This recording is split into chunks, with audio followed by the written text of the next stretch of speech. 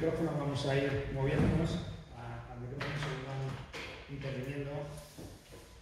Lo primero, muchísimas gracias por venir. Esta Escuela de Música nos ha prestado el sitio. Nosotros somos de la Asociación de Vecinos de Getaria, de aquí del pueblo de Casitas, y estamos fuera del circuito cultural, diríamos. Entonces, es difícil que la gente se aproxime a nuestro barrio, pero por eso es más de agradecer todavía los que hacen ese esfuerzo y vienen con nosotros.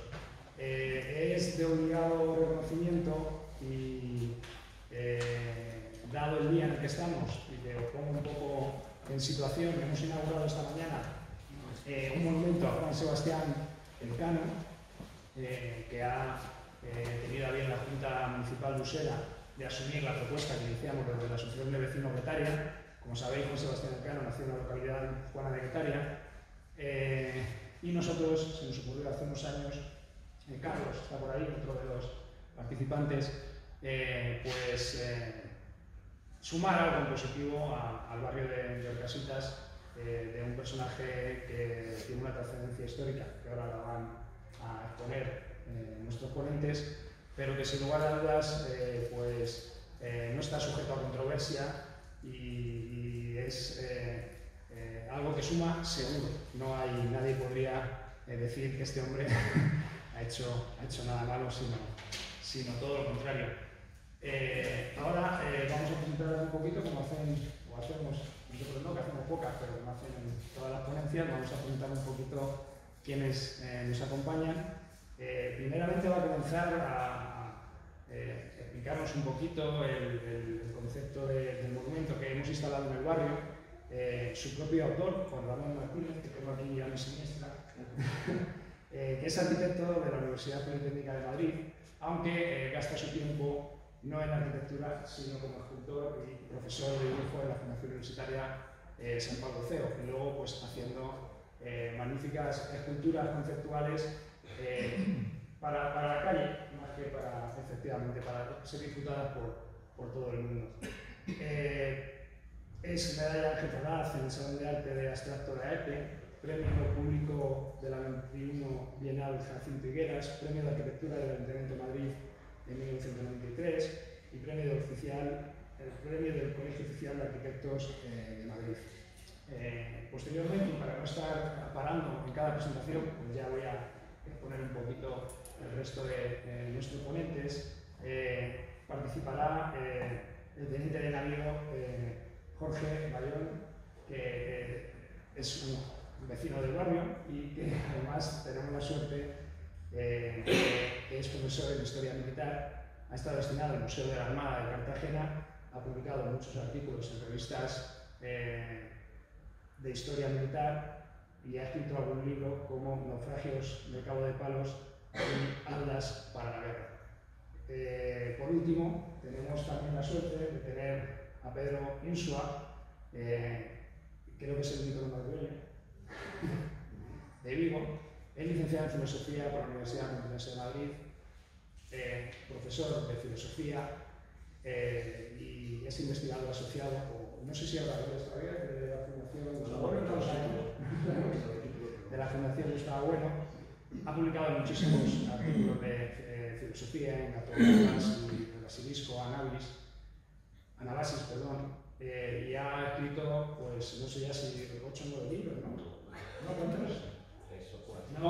Ha participado en muchos y escrito concretamente, que yo tengo aquí anotado, Hermes Católico, 1492, España con sus fantasmas, que lo tengo muy leído. El oro de sus pies, que es el que más directamente nos atañe. Guerra y paz en el Quijote, o sea, que eso supremo, ya lo supremo. Y 1221, el año que España exactamente, y que va sobre la génesis política de la nación española. Yo estoy deseando, ya te lo he dicho en alguna ocasión, y bueno, pues creo que es importante estar referenciados de quién somos, de dónde venimos y a dónde vamos, porque si no, sabe lo anterior, no sé. Bueno, pues ya está, yo ya no digo nada más.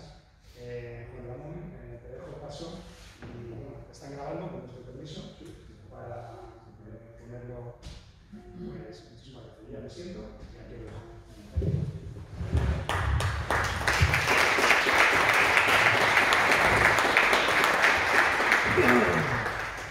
Pues muchas gracias, Rafa. Es un placer contar con promotores como tú para asuntos que tienen que ver con la cultura y con el desarrollo de la ciudad.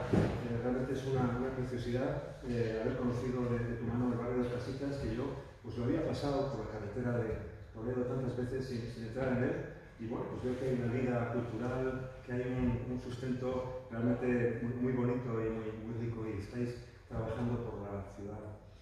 Yo soy un escultor afortunado y feliz, porque trato con un material que me resulta muy interesante, que es el acero, que lo manejo bien y que con él pues cuento historias, las historias que tienen que ver con el concepto asociado a la forma que presento ante los demás, por el placer de mostrar la obra realizada. Me interesa mucho la obra de origen geométrico. Como ha comentado Rafa, yo soy arquitecto y desde muy jóvenes aprendemos que en la geometría hay muchos contenidos de expresión y mucha belleza, y bueno, ese es el camino que he seguido a partir de dejar la arquitectura. Yo he ejercido durante unos cuantos años esta preciosa y difícil profesión, y siento que todo el conocimiento de la arquitectura pues lo estoy tratando de poner en la escultura. La escultura que hemos colocado esta mañana aquí en Los Casitas es una escultura que tiene una historia muy bonita por detrás y que me permito en un momentito contaros. Hace 2 años y medio, cuando comenzó el quinto centenario, sabéis que el Cano y Magallanes salen aproximadamente en 1519, esto es. En aquellos años, en 2019, el embajador de España en Grecia y la directora del Instituto Cervantes plantearon un concurso de escultura para hacer un monumento conmemorativo a los marineros griegos que acompañaron en el viaje de la Vuelta al Mundo.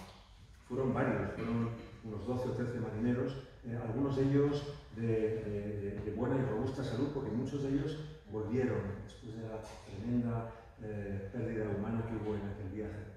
Volvieron con el Cano y entraron por Sevilla. Cuando la Embajada Española planteó este concurso, me presenté y tuve la fortuna de obtener el primer premio con una maqueta parecida, más pequeñita, a la pieza que tenemos hoy aquí en Las Casitas. Bueno, el resultado era construir aquella pieza, la formé en mi taller, también en varias partes para poderla meter dentro de un cajón grande y mandarla camino a Cádiz, y de ahí directo por barco en este caso a la isla de Rodas, que era donde se iba a colocar esta escultura. Y efectivamente, un verano tórrido en el 2021, en el 2020, llegamos a Rodas y con la ayuda de la embajada y de las personas que allí trabajan, pues me pusieron a 2 buenos cerrajeros y con su ayuda estuvimos montando aquella escultura que se inauguró pues, con mucha pompa por parte de las autoridades de Rodas, con música, con la banda, y bueno, fue una cosa realmente muy bonita. Entre tanto, nos pidieron hacer otra y se colocó en la isla de Quíos, una isla en la zona del Dodecaneso, el griego, muy cerquita ya de las costas de Asia Menor, de Turquía. Ahí quedaron muy bonitas, cuando al cabo de unos meses la Armada Española se pone en contacto conmigo a través también de la embajada, porque la Armada Española quería obsequiar a la Armada griega una pieza más, pues como una pieza similar. Y bueno, me metí manos a la obra y bueno, una vez acabada, tuve la enorme fortuna de que en aquellos días el buque escuela, la goleta Bergantín, preciosísima, Juan Sebastián Elcano, el buque escuela, estaba aposentado en Cádiz, y allí llevaron la escultura, y la escultura fue transportada por aquel buque tan precioso. Para mí un auténtico honor, que yo no sospechaba que nunca hubiera tenido la posibilidad de que fuera así. A las 2 semanas Fuimos a Atenas a recibirlo, y efectivamente ahí fue desmontado del buque y fue colocado en un sitio muy bonito, en un recinto, el Pireo, que es el puerto de Rodas, que es el lugar donde la Armada griega tiene su base principal, en el mando naval de Egeo. Es un sitio muy bonito, frente a la isla de Salamina, justo al pie, fue colocada al pie de la tumba de Temístocles. Ya sabéis, aquel general griego que combatió contra Esparta en la batalla de Salamina y tuvo la fortuna de dar la libertad a Atenas, a la Atenas del siglo V a.C., y con la que nace pues, el clasicismo, nace la arquitectura, la proporción, nace la democracia, gracias a aquella batalla épica que pudo ganar aquel militar griego. Es decir, que todo ha venido rodado de una manera tan bonita que ha sido algo parecido. Cuando en un momentito estaba yo en clase con mis alumnos, suena el teléfono, pido disculpas y es una llamada de un señor, Rafael, yo no le conocía, que estaba interesado en saber si yo estaba interesado en hacer esto, efectivamente, y a partir de ahí pues, se produce un pequeño concurso en el Ayuntamiento de Madrid que lo gano y bueno, nos ponemos manos a la obra y hasta el día de hoy me ha quedado colocada. Es una escultura que tiene que ver un poquito con la línea de escultura que yo vengo haciendo. Yo estaba en estos últimos años trabajando sobre una serie larga titulada, de alguna manera, Los vientos de Iberia. Los vientos de Iberia es un título que se me ocurrió después de vivir una galerna estupenda, fortísima, en una ocasión que estaba en Bilbao, con esta materia, este viento, el huracán. Esto hay que explicarlo de alguna manera, o se puede explicar de alguna manera con esculturas.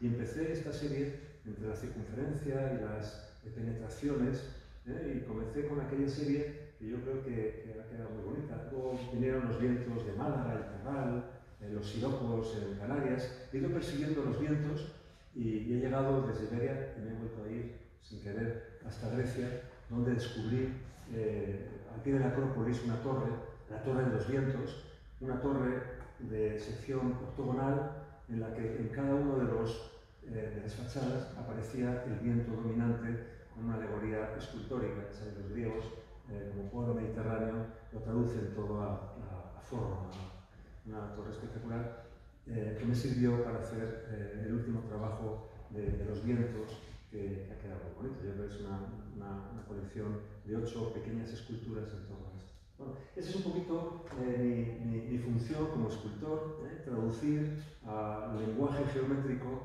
estas cosas que luego quedarán para la historia y bueno, para la contemplación de quien las quiera ver. Esta mañana, cuando estaba preparando un poquito las palabras que iba a decir por la mañana, estaba este librito en mi mesa, el libro de mi hija, un libro precioso de Antonio Colinas, un poeta español muy interesante. Y bueno, entre la tormenta de ideas de lo que uno va a decir, lo que no debe decir, cuando se dice una cosa antes que otra, abrí el libro con una página cualquiera y apareció un poemita que, si os parece, os lo voy a leer. Es cortito. Es un poema que habla de la escultura. De la escultura de cuando ya no estemos aquí, o de cuando ellos ya no estuvieron aquí, y apareció parte de la escultura en un lugar. Dice así el poeta. Se titula A un brazo de bronce. ¿Qué hacías en la noche profunda de la tierra? ¿Dónde el cuerpo al que dabas vigor y dirección? 20 siglos ocultan tu secreta armonía. A la entrada del fuerte dividías el cielo en 2 partes. Cruzabas sin estupor la noche. Tu dureza dañaba las sombras. Adoraban tu gracia. Nacías en un trono de sangre. Morías allí donde la tarde se derrumba. Dentro de muchísimos años, cuando ya no estemos aquí y haya pasado mucho tiempo, posiblemente algún arqueólogo se encuentre un trozo de esta escultura en alguna fosa y aparezca un nuevo relato, un nuevo poema que dé vida de nuevo a este mundo tan bonito que es la forma, la geometría y la palabra, ¿no? Que es un poco en la que se sustenta lo que somos, ¿no? Es Yo voy a dar la palabra a mis siguientes compañeros de mesa para que ellos tengan la oportunidad, si os parece, luego hablamos de la os agradezco muchísimo.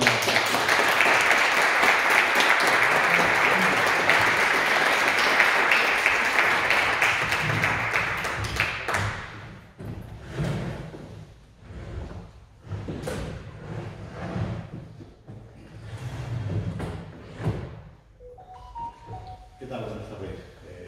En primer lugar, darles las gracias por acudir a esta mesa redonda, darle las gracias a Rafa Cabañas por permitirme compartir este rato con ustedes. Y bueno, quería comentar o empezar un poco mi intervención con los motivos de una expedición.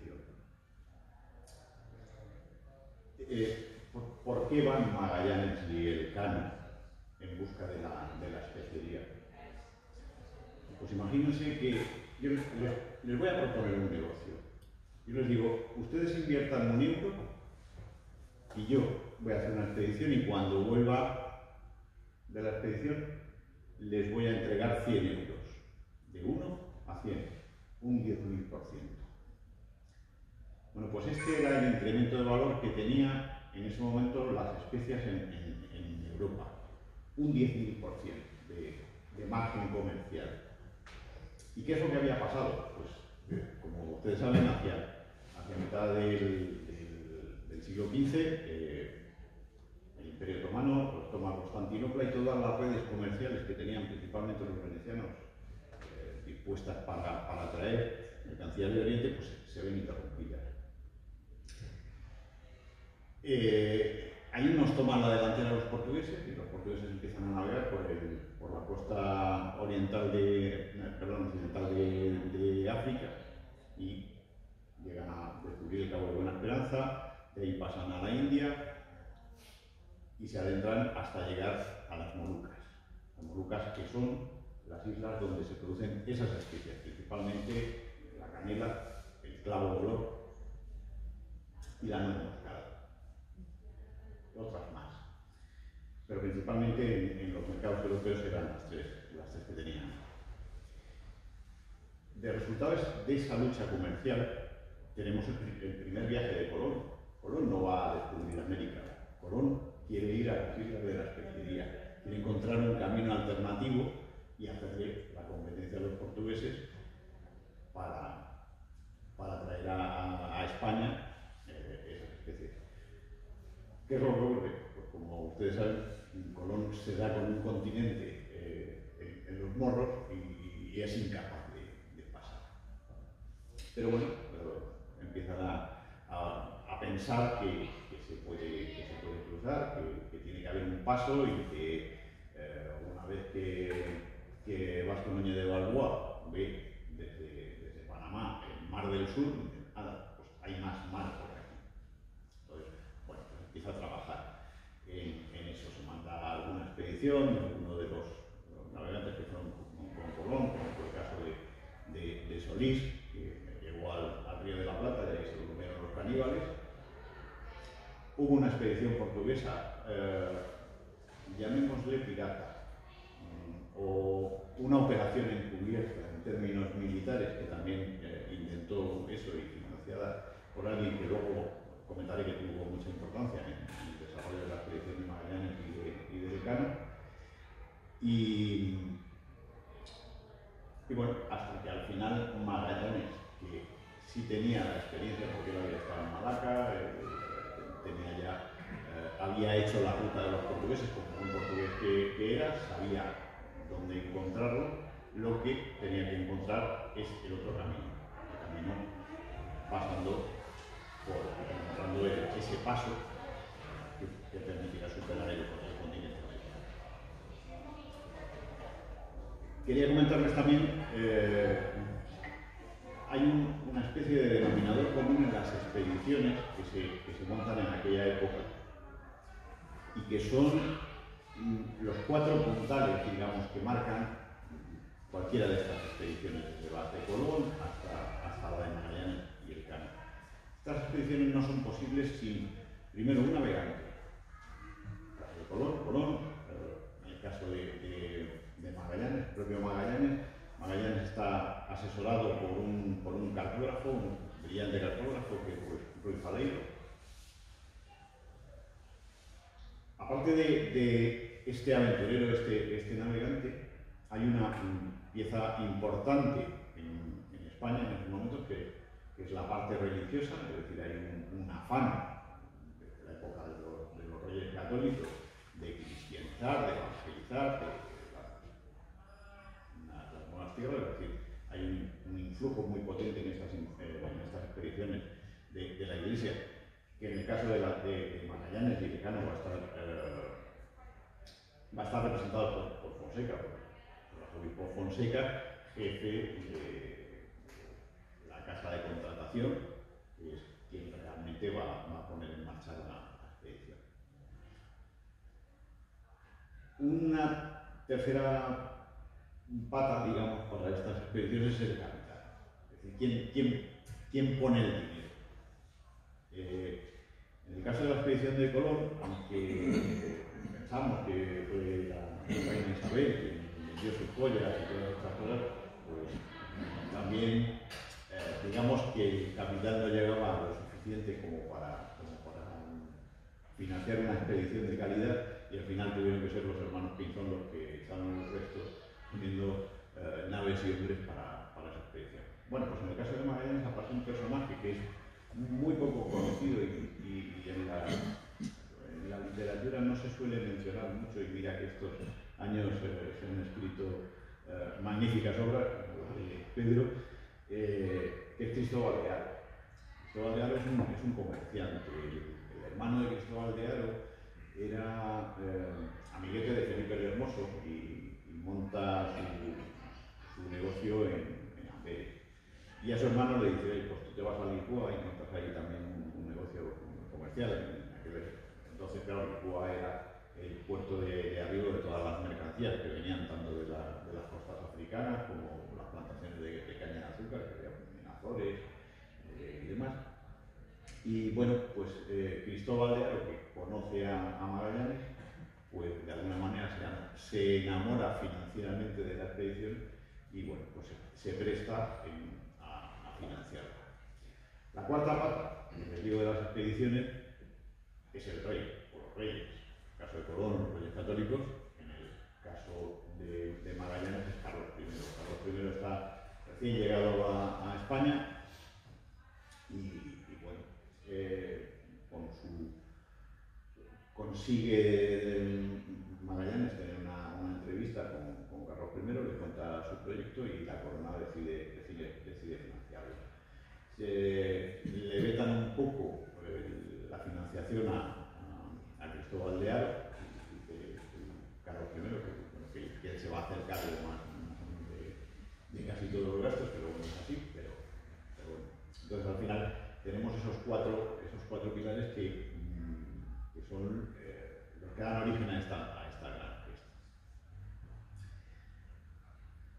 Quería comentar un detalle técnico, y ya dejo la palabra a Pedro, luego si quieren hacer un debate, si quieren preguntar algo más. Hay una falsa idea de que las personas, las dotaciones de los buques que llevó Magallanes y el Cano, pues eran lo peor de lo peor.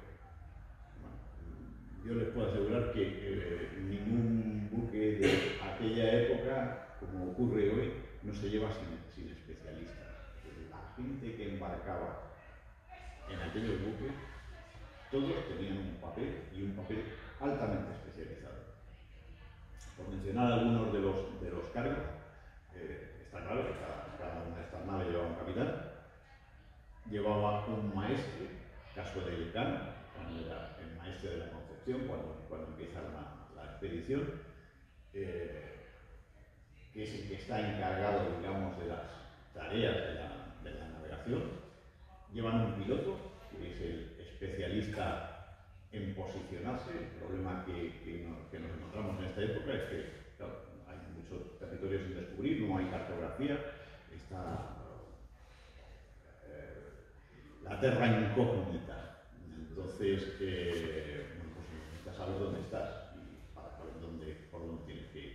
Entonces, los pilotos llevan magníficos pilotos. En esta expedición, en concreto, los pilotos que hay son magníficos. Alguno de ellos perderá la vida, como el caso de San Martín, pero bueno, los que sobreviven a las vicisitudes realmente nos han dejado una documentación muy importante de lo que es la parte de la navegación. Por supuesto, van marineros especializados en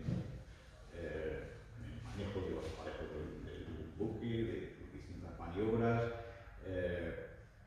Va una especie de auditor que es el que tiene que controlar por las mercancías que se intercambian, que se compran.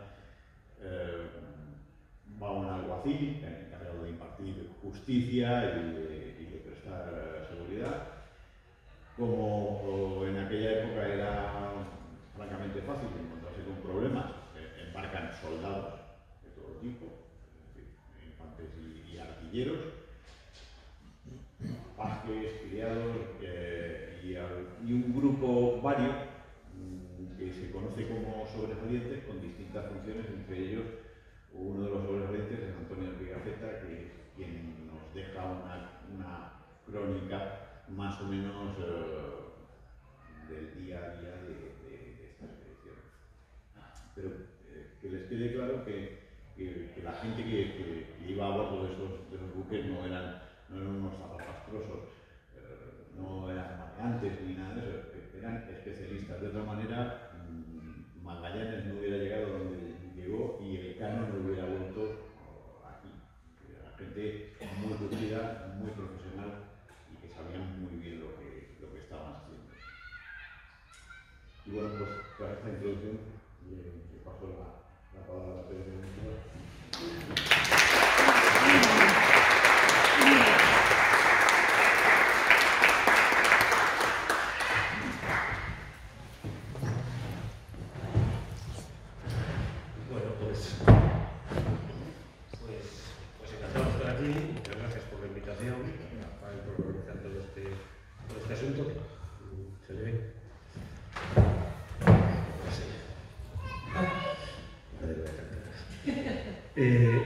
Y agradecer pues, la organización, la invitación y además una invitación cuyo motivo es muy curioso, que me ha explicado ahora mismo Rafael hace un ratito y me ha explicado una historia un poco de origen del barrio, porque Orcasitas, porque los nombres estos de calles de origen de pueblos de Guipúzcoa.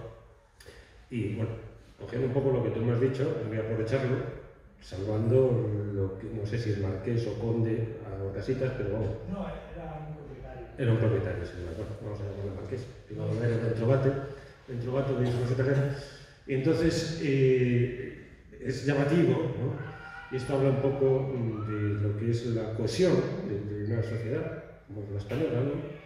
En la que, pues en Madrid tenemos una propiedad, un vasco, de Guipúzcoa, que cede al ayuntamiento unos terrenos y le cede con la condición de que los nombres de las calles los ponga los nombres de pueblos de donde él era.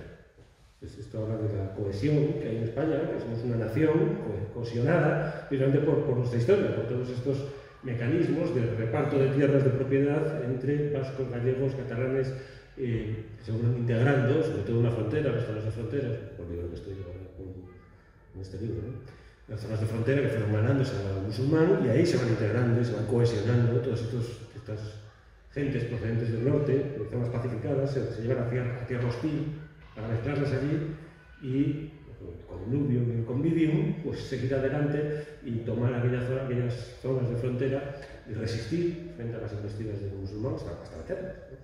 Esto es un poco, y esto es España. Entonces, quiero decir que el hecho de que exista aquí en Madrid pues, un barrio como el de Orcasitas, con nombres de calles euskéricas, ¿no? Pues pueblos del País Vasco, pues es una prueba más entre muchísimas de la cohesión que significa la nación española. pues es muy interesante pues, venir a dar una ponencia, una conferencia, hablar de un vasco, pues en un barrio de Madrid, pues, algunos de los calles son pueblos de Guipúzcoa, ¿no? Bueno, yo soy gallego, aquí estamos, soy de Vigo, entonces, un poco siguiendo la línea del compañero Bayón, hablando de los distintos pilares, digamos, que han sostenido esta expedición, efectivamente, yo quiero introducir un sexto, que creo que vamos a decirlo, un sexto, que en buena medida es clave del resto, por así decirlo, condición del resto, de algún modo, que es el siguiente. Efectivamente, en siglo XV, en 1443, cae Constantinopla, y eso es una hecatombe, realmente, para el mundo cristiano es una verdadera hecatombe, la caída de Constantinopla. Se intentó aquí, con las excusas, etc., un montón de intentos de convertir, digamos, al musulmán. El musulmán, al fin y al cabo, según el cristiano, pues era una especie de desviación, ¿no?, de herejía, según Juan Damasceno había diagnosticado sobre el Islam, etc. Entonces querían reconducirlo de algún modo los cristianos al musulmán, ¿no? O pues, muchos intentos de pues, conversión, ¿no? Y la guerra es uno de ellos, es un intento de conversión, las cruzadas. Entonces, las cruzadas, ya digamos de recuperación de la zona cristiana originaria, al fin y al cabo, que nunca se va a recuperar, jamás sigue, ¿no? Todos los lugares, digamos, sagrados del cristianismo, de la formación del cristianismo, los concilios, etc., están todos en el Próximo Oriente y no están recuperados ninguno de ellos, ¿no? Está Jerusalén, Nicea, todo está en los llamados pues, santos lugares, ¿no? Entonces, cuando cae Constantinopla, pues la hecatombe es brutal. Es decir, en Constantinopla, que sí es un lugar cristiano, el Imperio Bizantino, pues cae de nuevo contra el turco, en este caso, de la arremetida turca. Entonces, es una hecatombe. Aquí las líneas, tanto líneas comerciales como líneas apostólicas, como líneas con la Iglesia Oriental, con los joaquinitas, con lo que había quedado al otro lado del cristianismo asiático, pues se rompe también. Entonces, hay que restaurar esas líneas. Pero el Mediterráneo está roto. Un mar que está roto en dos partes. Sur musulmán y norte cristiano. Está roto completamente. Entonces hay que restaurar esas líneas. Hay que tomar contacto con cristianos orientales. Se supone por allí fue el evangelista Tomás y tal y cual. Y el apóstol Tomás, mejor dicho. Se fue y llegó hasta China. Entonces el apostolado cristiano por el Asia, el Partivus Infidelius, pues se suponía que allí había cristianos, había que tomar contacto con aquellos cristianos. Pero esto es un poco el objetivo, restaurar no solamente las líneas comerciales, que es fundamental, este viaje es para eso. Pero el de Colón ya no tanto. De Colón también tiene ese, pero Colón lleva dos cartas para negociar, digamos, con el rey de China. Lleva dos cartas para, digamos, tomar contacto con los cristianos del Oriente, se supone. Entonces, claro, en 1453, pues el Mediterráneo Oriental queda en manos del turco. El cristianismo occidental se va rinconando, y el turco está a las puertas de Roma en un momento dado. Entonces, un proceso, ¿no?, largo y tal, pero vamos a ver, en 1536, pues la batalla de Mohacs, y Hungría cae en manos del turco también. En 1526, perdón, en 1536, a las puertas de Viena. O sea, digamos que el turco tiene un empuje tremendo, por el estrecho de Otranto y gracias constantemente. Entonces, el turco está ahí presionado. Los países ibéricos, los reinos ibéricos, están en el fin de la Tierra, no hay más tierra, no está el océano inexplorado completamente. El océano es un muro de desconocimiento, es un muro total y absoluto. O sea, Portugal, España y Castilla están de cara a la pared, están con un muro delante. Y entonces no tienen mucho margen de maniobra, el margen de maniobra es hacia el sur, hacia Portugal, hacia África, que era la intención ya desde Alfonso X. Alfonso X es el primero 1260, la expedición de Salé, que intenta dar el salto para neutralizar una posible arremetida, una nueva arremetida de norteafricanos sobre la península ibérica. Ha habido una primera que conquista la península ibérica en 1711, otras dos, los almorávides en el siglo XII, las almohadas en el siglo XIII, y en el siglo XIII hay un intento más, de los benemidines, que lo frenan Alfonso y Pedro III de Aragón, etc., los terminan frenando. Pero entraron a masa, a sangre y fuego, ¿no? Entonces, para neutralizar eso, Fernando III deja el testamento de Alfonso X el que tienen que dar el salto al otro lado. Hay que dar el salto. Hay que ir a la Allende. A la Allende. Hay que llamar el Allende. El otro lado. Digamos, los ultras, el otro lado. Entonces, África hay que ir a neutralizar Marrakech. Porque si no, otra vez lo mismo. Entonces, eso hay que frenar. Este testamento de... Pero claro, para ir al otro lado no tienen justificación desde el punto de vista gótico. El goticismo empezaba, digamos, el señorío de Rodrigo terminaba en Tarifa. Al otro lado no teníamos justificación. No teníamos justificación de restaurar el señorío de Rodrigo. Entonces, ¿cómo vamos al otro lado? Pues se inventa, digamos, el fecho de la Allende, por así decir, es decir, la cruzada del otro lado, y a través del Imperio Romano. Es el Imperio Romano porque esta Sevilla es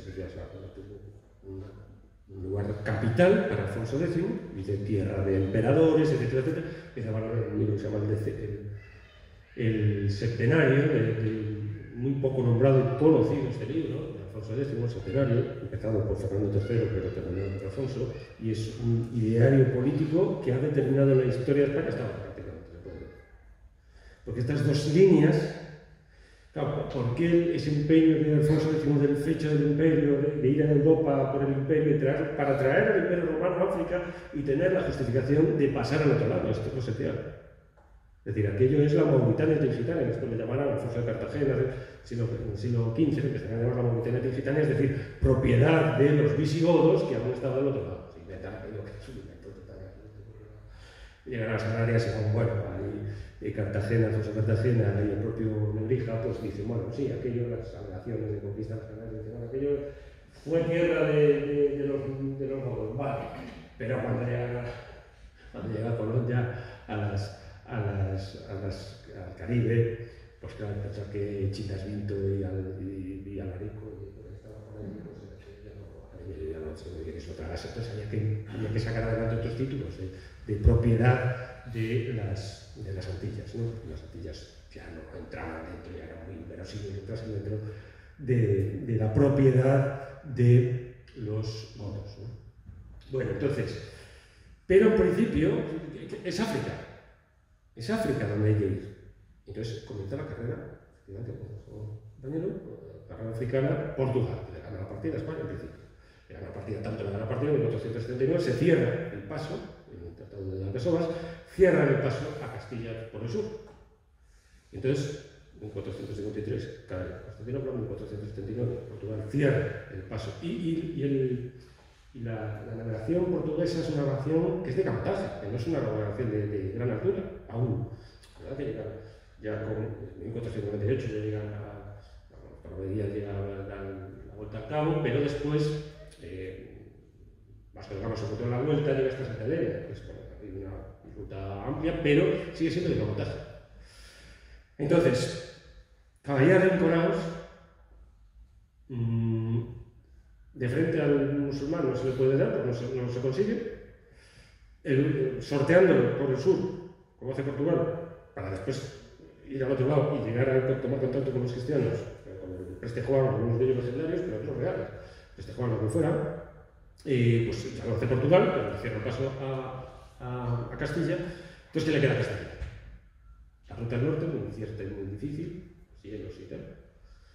Y aquí está la sexta pata. La ruta que ofrecen las matemáticas. Eratóstenes, en el siglo III antes de Cristo, había medido el volumen de la Tierra, Tierra esférica, por supuesto, la teoría académica de la esfera, eso de la Tierra plana es una cuestión vulgar, pero absolutamente vulgar. Vamos a tomar aquí, no todos, la teoría de la esfera de Sacrobosco. O sea, la esfera es la concepción que tienen del orbe, naturalmente es un orbe, es una esfera, ¿no? Y entonces, si el mundo es una esfera, pues claro, si vamos hacia el occidente, hacia donde se pone el sol, tendremos que volver por el oriente. Esa es la salida. Entonces, la teoría de la esfera de Eratóstenes griega, que va rodando en Puerto Canarios, ya está por. Entonces, tiene que ser así.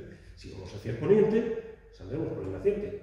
Si vamos hacia el occidente, pues llegaremos por el oriente. Esto paso es esencial, y voy a reivindicar un poquito a Colón, que siempre queda con. Esto es lo que Colón tenía la idea de dar la vuelta al mundo. Según vamos a decir unas cartas que tienen entre Diego Colón y Hernando Colón, los dos hijos de Cristóbal Colón, unas cartas en las que Hernando Colón dice que su hermano Diego tenía la noticia de que su padre había proyectado varias veces la vuelta al mundo. Los proyectos tenía de vuelta al mundo. La vuelta al mundo hará medio casualmente el Cano, pero estaba embarazando. Y el Cano se verá después con las juntas posteriores al viaje. Entonces, esto es esencial, claro. Si, para cualquier proyecto que vaya hacia el occidente, tienen que contar con que hay garantías de vuelta, lógicamente. Y resulta que la teoría matemática, es una teoría matemática, de la esfera de Eratóstenes, suficientemente consistente como para embarcarse en ese más grande proyecto. Entonces, digamos que la encerrona turca sobre el Mediterráneo occidental, digamos el cerco que produce Turquía sobre el Mediterráneo, hay una salida, hay una vía de escape. No está la portuguesa, pero la portuguesa sigue siendo lo mismo, porque vas por el otro lado, pero te sigues topando. Y, sobre todo, darle la vuelta y pillarlo por otro lado, pillarlo por la espalda. Esta es la salida castellana, la única que queda. La única que queda. A salir de esa encerrona, de ese auténtico cerco al que sometió el turco a la Europa occidental. Y lo hacen. Lo que pasa es que, bueno, lo dijo el compañero, que resulta que se topa con un muro, pero América es un muro para Colón. América es el fracaso de Colón. O sea, es un fracaso porque se quería ir al Mar del Sur, al Mar de la India. Entonces se topa con un muro que es incapaz de un verdadero furor de sangrería, periodista italiano, servicio de los reyes católicos y tal, un verdadero furor por encontrar ese estrecho, ese paso estrecho, y te suponían que estaba ahí. Con contrapropaganda empieza la cartografía, la guerra de cartográficas es brutal entre portugués y español, la guerra de portugués y español es brutal, en verdad. Un intento de atentado sobre el propio Magallanes, cuando va hacia Barcelona, pues en Barcelona donde recibe las instrucciones de Carlos V, que esto también habla de la cohesión, de esa cohesión que hablamos, los intereses en Barcelona, el secretario de Carlos V. Y es unas instrucciones de lo más precisas y que había que seguir, abundando en lo que se sacasen escritos, que salieran escritos. Animan las instrucciones a escribir. Si era gente tan canalla y tan, como en la serie esta que sacaron, ¿no? Están media hora del principio de la serie, están allí con la canalla marinera, las narices de tanta risotada, pues esa gente letrada. De hecho, ahí producen, desde el propio barco, se producen 7 o 8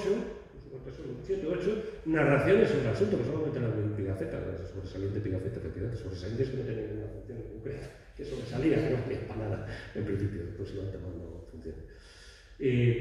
Entonces, sobresaliente de represión noble y tal, algunos lo han interpretado así, sobresaliente como persona distinguida, y no tenía nada con eso, alguien que sobraba, que no tenía ninguna función en concreto. Exacto, igual que Darwin cuando se monta en el Beagle, no tiene ninguna función, es acompañante de Fitzroy, el capitán, porque los capitanes ingleses comían solos y tal y cual, entonces se producía mucha locura entre ellos, entonces Darwin no acompañó, el capitán, no tenía otra función. Porque gracias a eso pudo estar por ahí explorando y tal y cual, si hubiera tenido alguna función en barco, se hubiera estaríamos sujetos y tal. Bueno, total, que esta salida matemática es clave, porque es el fundamento matemático consistente, geométrico, el punto, ¿no? Gustan las formas, pues aquí está la forma por excelencia, por la esfera, ¿no?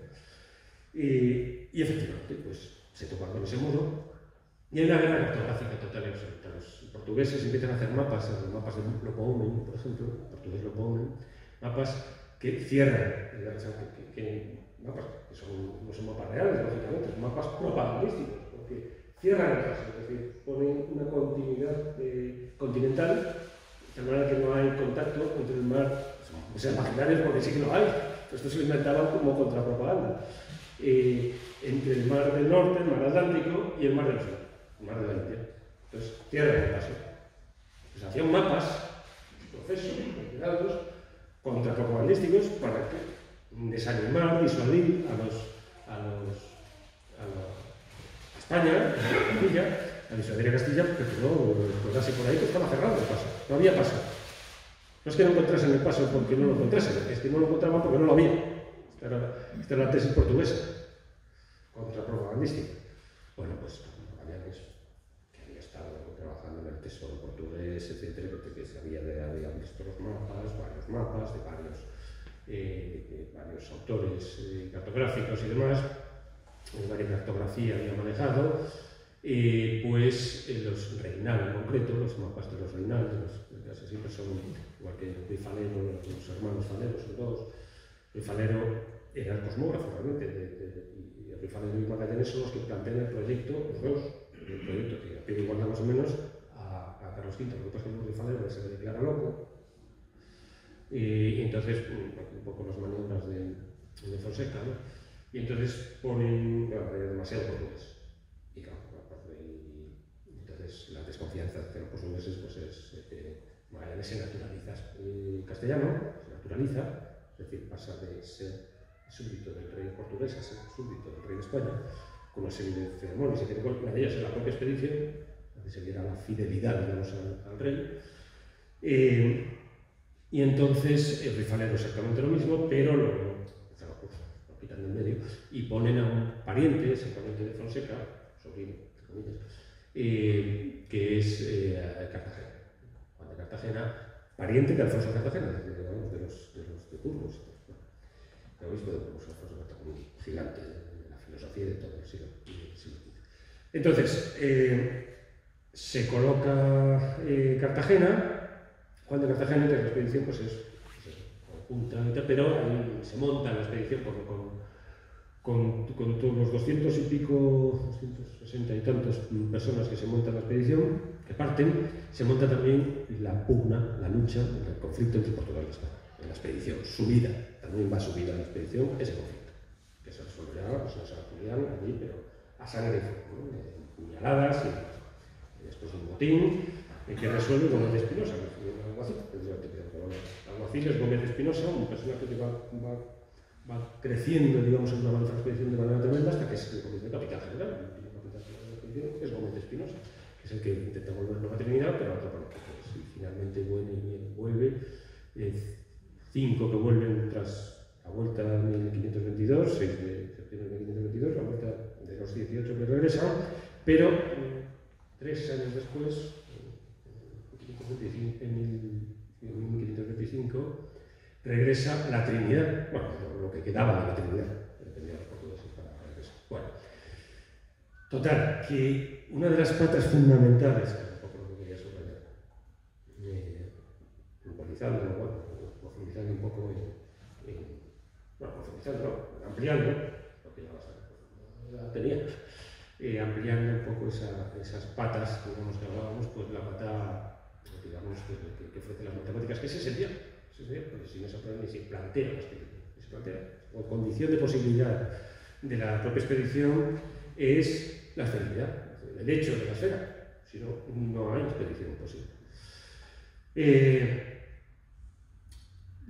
Regresan, como he sabido, y entonces las implicaciones, que es un poco el motivo de la charla, ¿no? Las 3 implicaciones fundamentales, y pues pasamos al debate o a preguntas sobre eso. Y las tres implicaciones a nivel geográfico pues son fundamentales hasta el punto de que los geógrafos y los cartógrafos y los cosmógrafos, cómo reciben el viaje, pues es, ¿no? Ramusio, etcétera, dicen que eso no tiene parangón, ni los argonautas, no hay viaje, nada se puede comparar al carro, ¿no? Ramusio, etcétera, no hay comparación. No se puede comparar el descubrimiento, el significado de este descubrimiento, una trascendencia que no tiene parangón porque es la primera globalización positiva. A partir de este momento, los mapas son mapas reales. Hasta ese momento son mapas siempre parciales, necesariamente. Entonces, se descubre el mundo por primera vez, pero entero, no solamente América. Porque cuando se descubre América, implica descubrirlo en el mapa. No ver allí unos acantilados, como los vikingos y tal. No, hay que situarlo en el mapa, en un mapa mundi. Que implique los meridianos paralelos, que implique una red de puntos que establezcan conexiones entre unos y otros, entre unos continentes y otros. Y se descubre Europa también, porque sin América no hay Europa. En Europa se descubre el orbe entero. Este es el tema. Pues hay un antes y un después, pero es un hito fundamental. El día, Hegel le llamó, en general, a la época de los descubrimientos, pero bueno, yo creo que había sido situarlo que con día, 6 de septiembre de 1522. El día de la... el día de la... Bueno, él dice el día que cae la Edad Media, dice el día de la...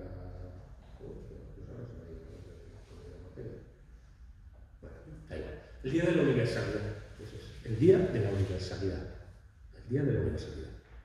O sea, es bastante expresivo, con lo parco que es. Pues bastante expresivo. El día de la universalidad. 6 de septiembre de 1522, el día de la universalidad. Es que el mundo entero no es, vamos, el orden, el planeta. Entonces, 3 elementos. Primero, la carta que escribe nada más, bueno, antes de bajarse el barco, el 6 de septiembre de 1522, el Cano escribe a Carlos V y le dice, Cano logró 3 cosas.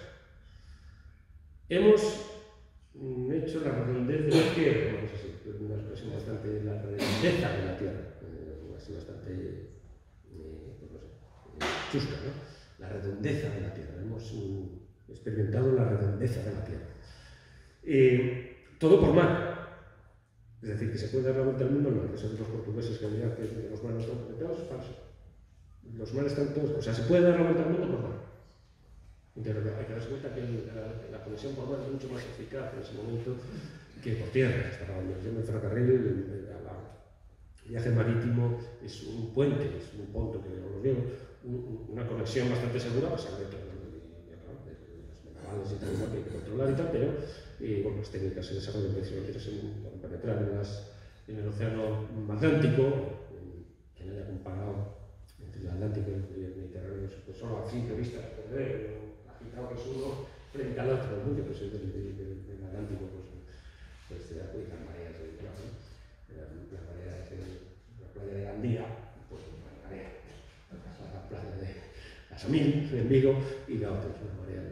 Entonces, pues esa percepción obviamente pues es evidente, ¿no? Entonces, penetrar en el océano con las galeras a remos, pues no puede penetrar en el océano. Este nivel mucho más desarrollado, se empieza a desarrollar con la nao, con todo el aparataje, digamos, que implica la tecnología que desarrollan portugueses españoles. Entonces, se puede conectar por mar. Y un tercer elemento, así más o menos curioso, geodésico más que geográfico, que es que cuando la expedición del Cano, después de hacer todo ese tramo por el hemisferio portugués sin hacer paradas, sin poder hacer paradas, entonces el Tratado de Tordesillas fue un verdadero muro también diplomático en este caso, un verdadero muro diplomático, el Tratado de Tordesillas, un muro. Entonces no podían hacer paradas, entonces tenían que recorrer todo ese hemisferio. Es curioso porque el hemisferio español, quien primero lo recorre es Magallanes, un portugués, hasta Filipinas, ¿no? De mala manera. Y el hemisferio portugués, quien primero lo recorre es un español, es curioso, como se alternaron, digamos, las dos, a pesar de la dificultad del mundo diplomático. Y entonces, cuando llegan a las Islas Cabo Verde, después de la vuelta desde Timor hasta Cabo Verde, sin hacer escalas, es un trayecto enorme, por el Índico y subiendo el Atlántico hasta Cabo Verde, se bajan, porque también tenían más remedio que bajarse. Y entonces se bajan, traen portugués, les enseñan los portugueses, le dicen, no, venimos de un vendaval que tuvimos, venimos de las Indias colombinas, de las Indias de Colón, venimos del Atlántico, engañan, pero hay un momento en que no sé lo que sucede, probablemente, según algunos, pagaron con clave. Pagaron los portugueses para pagaron con clave, y los portugueses dicen, ¿cómo? Esto no viene de América, esto viene de otro lado. Y entonces se dieron cuenta, desde la costa, los españoles se dieron cuenta de que los portugueses estaban ya maniobrando para ir a por ellos, no pueden recoger a los 12 o 13 que se quedan allí, en Cabo Verde, que regresan después, más adelante, después de que se casan, gracias a los tratados matrimoniales, hicieron que estas cosas se fueran relajando, y los conflictos de portugueses y españoles se fueran relajando, pero bueno. Entonces, tienen que huir y huyen. Desde Cabo Verde hasta San Lucas de Barrameda es una huida portuguesa. Una huida con 18 y tantos, pues que estaban en el barco, había 2 o 3 en la huida, en unas naves que necesitaban 50 personas para maniobrar. Y solo son 18 los que regresan. Entonces, el esfuerzo es tremendo. Ese esfuerzo de subida es brutal. Y entonces, pero en el diario de a bordo, los portugueses, los españoles, tienen un diario que es jueves y los portugueses que es miércoles. Es decir, al dar la vuelta al mundo se produce el fenómeno y según va el sol, pues perdiendo un día. Porque acompañaron al sur. Ese fenómeno significa que la Tierra está girando sobre su propio eje. Es otro de los digamos, hechos que experimentan y cuyas consecuencias no se saben si las sacan o no. Pero el hecho es que lo experimentan. Se dan cuenta por primera vez, experimentan esa situación. Esa situación. Que saquen las consecuencias, que claro, las consecuencias en 1543 se publica de Revoluciones sobre el estudio de Copérnico, que después incorporó el planeta y tal y cual, enseguida, hasta hablar de Copérnico, pero Copérnico no está funcionando.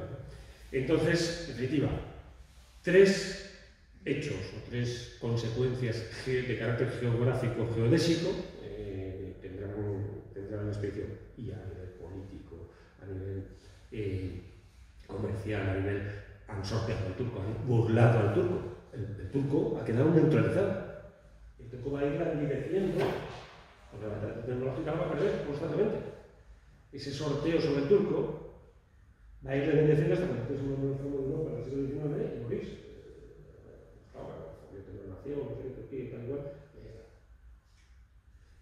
Pero, digamos, la eficacia de las potencias occidentales burlando al turco, pues es un hecho de unas consecuencias pues, a nivel histórico universal enormes, fundamentales para la filosofía de este mundo. Está ahí muchas veces.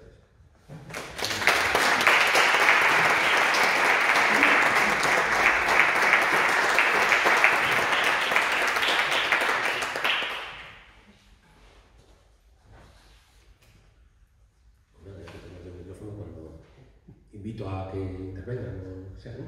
Tenemos aquí una cosa de Melilla, ¿no? O de Ceuta, y efectivamente lo del techo de Allende es un concepto que abre la necesidad de tanto de Castilla como de Portugal por volver a reincorporar esa parte del Imperio Romano. Porque cuando pensamos en la invasión árabe, pensamos en los árabes ya establecidos, como lo vemos ahora, pero ciertamente, corrígeme si me equivoco, no tenían tanta diferencia en ese momento con un cristiano, porque casi era una herejía, como podía del cristianismo.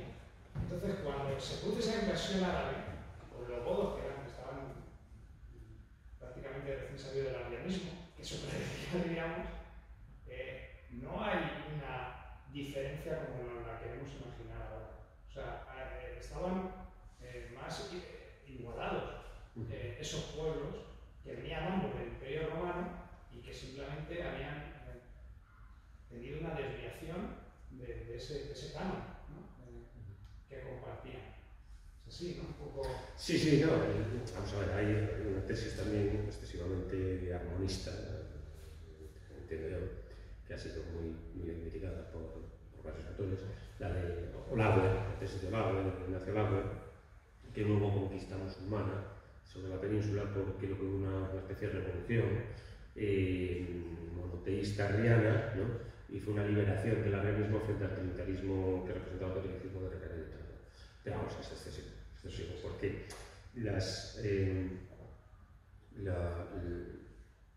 lo primero que hacen para sufragar la invasión, para poder saltar a la península a los musulmanes, Tariq y Buza, es moneda, y una moneda que habla del politeísmo del otro lado. O sea, que subraya la unicidad de Dios en esa moneda. Es una moneda, digamos, bélica, una moneda que está digamos, armada frente al trinitarismo que tiene enfrente. Entonces hay una intención total y absoluta de conquista. Eso no se puede negar. Entonces, Olave lo negó y no se puede negar. Hay una conquista. Con todo el parafernalia que tiene la conquista. La moneda lo primero, ¿no? Que es fragar aquello. Entonces, y la moneda lleva impresa la velocidad, digamos, la hostilidad frente al trinitario, frente al kafir, frente al infiel, que es el cristiano frente a nosotros, ¿no? El trinitario es el politeísta, ¿no? Entonces el politeísmo cristiano para el musulmán es un susceptible de ataque y de la yihad, o sea, es una guerra santa, una guerra y son tremendos. Los cronistas del siglo XIII, los cremlines, las cosas que dicen y tal, pues, los cronistas musulmanes tienden a adornar mucho por oído, oriental, ¿no? Y los cronistas cristianos son más secos, ¿no? Pero claro, cuando montan sus florituras, digamos, a la hora de limitar al enemigo, pues retratos brutalmente hostil. Hay una guerra claramente. Esto de Olave, vamos, es falso por todas partes. Olave parte de la estructura de la mezquita de Córdoba, y tal cual, no está orientada aquí, no está orientada hacia la Meca y tal, todo esto, pues entonces él queda un templo arriano previamente, entonces él saca de ahí demasiado. Muy poca causa para tanto efecto que saca. Entonces, pero efectivamente están mucho más cercanos. Las conversiones, el tecnológico, hay muchas cosas. Es verdad que, por ejemplo, los ejércitos cristianos ya están mucho más armados desde el punto de vista tecnológico, una militar distinta, ya a esas alturas ya hay cierta diferencia. El hierro que llevan encima los cristianos no funciona nunca, no es capaz de hacerlo. Entonces, pero aún así, está mucho más cercano. Y la posibilidad de canalizarlos y demás, pues estaba ahí. No solamente la guerra era un mecanismo de conversión. Estaba pues, la convicción también, de intentar hacer reuniones con los judíos, con distintos congresos, vamos a llamarlos así, económicamente, para tratar de convencer al infiel de que está, bueno, Nicolás de Cusa, siglo V, o sea, siglo XV, Nicolás de Cusa, tradujo el Corán. Nicolás de Cusa que dice que solo hay un matiz, un pequeño matiz entre cristianos y Nicolás de Cusa que en defensa de la paz intenta hacer varios mecanismos de puentes con el Islam y tal y cual, ¿no? De conversión, entre otras traducciones del Corán y demás. Pues el libro se llama El defensor de la paz, el defensor de la paz, en el que dice que las diferencias entre musulmanes y cristianos son muy pocas, solo una, realmente solo una, y es la hostia. O sea, tampoco es la hostia, la hostia no sé qué, los musulmanes no se la comen, y no se la pueden comer, entonces asociar a Dios con esos fetichismos para los musulmanes, de evitar ni nada, entonces no puede ser Dios, porque está ya tiene cuerpo y eso no puede ser, etc.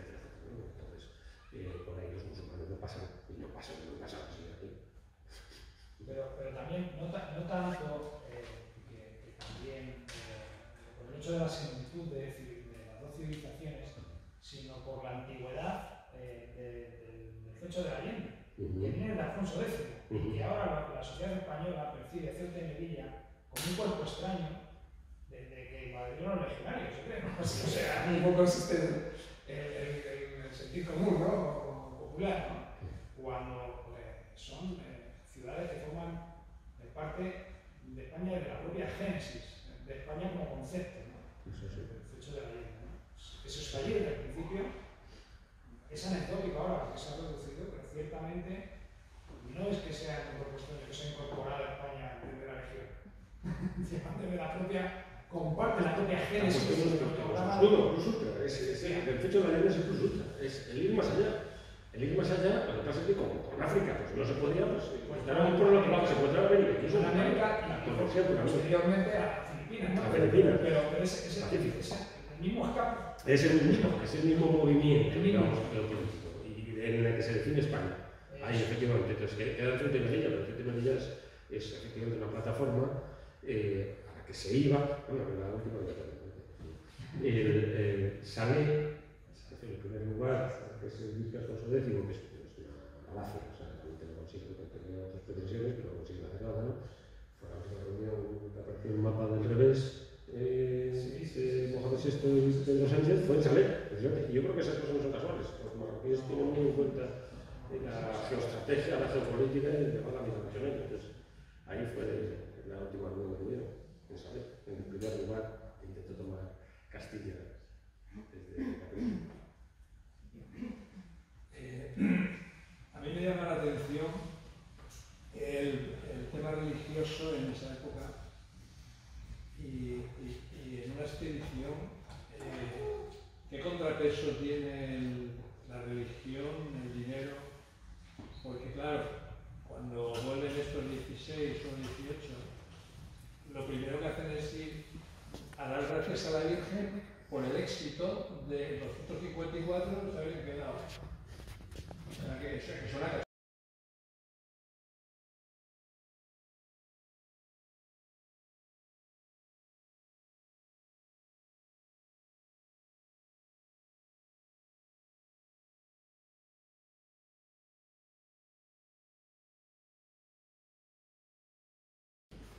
Eso es,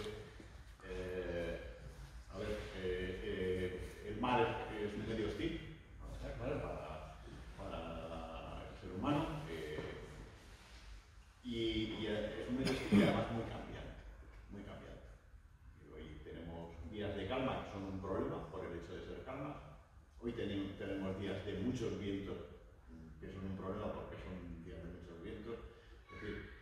Es decir, muchas veces tenemos el concepto del mar visto desde la playa y nada que ver, nada que ver. Cuando no se ve la costa y como ha comentado Pedro, la diferencia de las navegaciones castellanas con las de los portugueses se limitaron a barajar la costa de África y luego posteriormente la de la India y demás.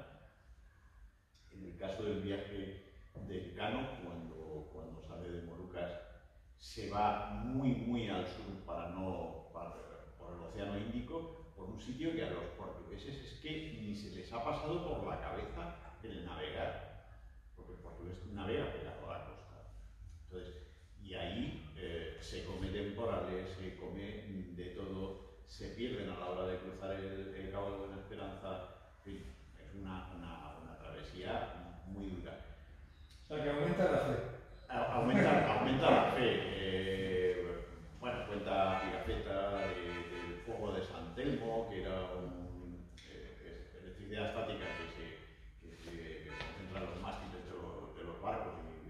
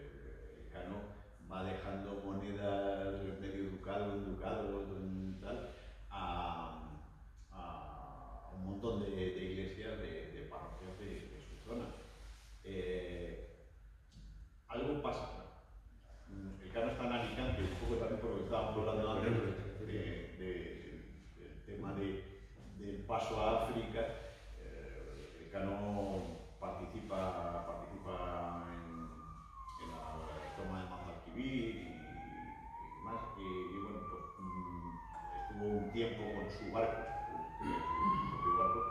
en Alicante. Entonces ahí bueno, pues tenía una veneración especial a una virgen que había allí, y él en su testamento deja dinero para que un peregrino vaya en peregrinación a ver a la Virgen. Entonces, de Verónica. La religión lo empapa todo, y además es que el poder es cuasi absoluto. Fonseca es realmente un poder de facto. Lo que pasa es que hay siempre facciones en contra, pero ese poder está siempre equilibrado por las familias, por facciones, hay un montón de familias. O sea, las luchas intestinas son terribles desde siempre, ¿no? Los Sara mismo, que están financiando la televisión. Entonces, las facciones, o sea, el rey tiene poder, bueno, tiene poder, pero tiene las cortes, tiene que convocar cortes. El rey no toma las decisiones, tiene que convocar las cortes, etcétera. O sea, las instrucciones, y todo esto está muy protocolizado y muy sometido el rey a todos estos resortes institucionales, que son muchísimos, una complejidad extraordinaria, sobre todo a partir de la fuerza del XIX. Hablando de la Magallanes es de la Orden de Santiago. Eso es mucho, ¿no? Es un fraile, está sometido a un monacato bélico, que es una cosa muy rara, las órdenes militares, es una mixtura bien extraña, porque se supone que el apostolado cristiano es pacífico, y sin embargo tienes las órdenes militares, que son muy difíciles de justificar desde el punto de vista cristiano. De hecho, cuando se fundan en el siglo XII y XIII, unas órdenes militares, la orden de Santiago se funda en Cáceres, el Fernando II, León, la Traba se fundan prácticamente igual, y un poco antes. Todo esto es en la zona de Extremadura, donde se fundan. Y cuando se fundan, igual que las órdenes del hospital, las órdenes europeas exactamente lo mismo, muchos teóricos y protestan, preguntan ¿dónde está el quinto evangelio que justifica eso? El cristiano no puede coger la espada, guarda la espada, le dijo Cristo a San Pedro. Entonces, los frailes no está justificado desde el punto de vista cristiano para muchos. Entonces, no solo uno, tenías al musulmán delante, pues muy pío podía ser, pero es que la alternativa era que te regalaba la para ti, porque la armonía es otro cuento chino. Entonces, y eso es importante porque la perspectiva un tanto mesiánica, misionera de Magallanes es lo que le lleva a la muerte, ¿no? Aquella operación Martán es una operación también interesada por el Papa da una bula, una vez que llegan los españoles por un lado, portugueses por otro, pues aquello hay que determinar de quién es, ¿no? Hay que determinar en Tordesillas se había establecido el meridiano de Tordesillas, la raya de Tordesillas, que era Atlántica, pero es que del otro lado no estaba definido. Quien empieza a hablar del otro lado es Solís, precisamente, del otro lado a ver por dónde pasa. Lo que se llama el antimeridiano. Cuando llegan al otro lado se encuentran que la raya tiene que estar, pues en una esfera. Está definida una de las rayas del meridiano, pero la otra no, el antimeridiano. Entonces hay una pugna, por supuesto, por esto. Y el Papa saca una bula en la que dice, bueno, pues aquellos de los portugueses, todos se van por mientras no se encuentren cristianos. Si se encuentran cristianos, entonces ya no pueden enseñorearse el Pedro. Entonces, claro, Magallanes tiene una prisa tremenda por convertir a gente. Porque de esa manera le paraban los pies a los portugueses. Si los de Martán, los de Cerún son cristianos, los portugueses no pueden avanzar por ahí. Ya no pueden dominar sobre ellos. Ya no son infieles, ya son cristianos. Entonces, claro, me interesaba muchísimo pues, el apostolado. Vamos, las prisas que vamos, que fue, aquello fue, como salió en plan, sujeta de cubata, en plan, miles gloriosos, ¿no? El soldado fanfarrón, que vais a ver cómo luchan los castellanos, ¿no? Porque dijo castellano, no dijo portugués, vais a ver cómo luchan los castellanos, 200 contra 2000 o 3000 que empezaron a salir indios por todas partes, y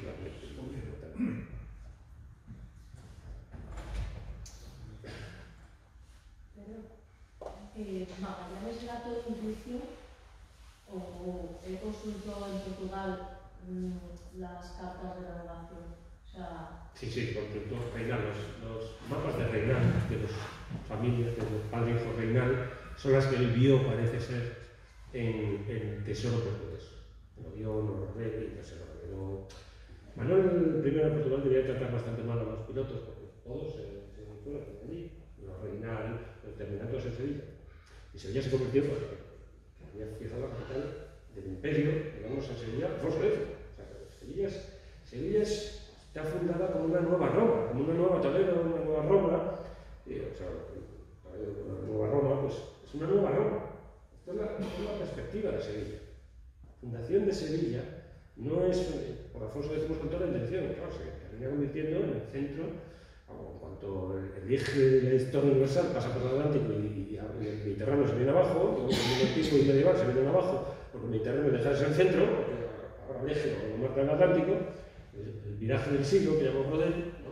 El viraje del siglo XVI, pues claro, Sevilla se va a convertir en el centro del mundo.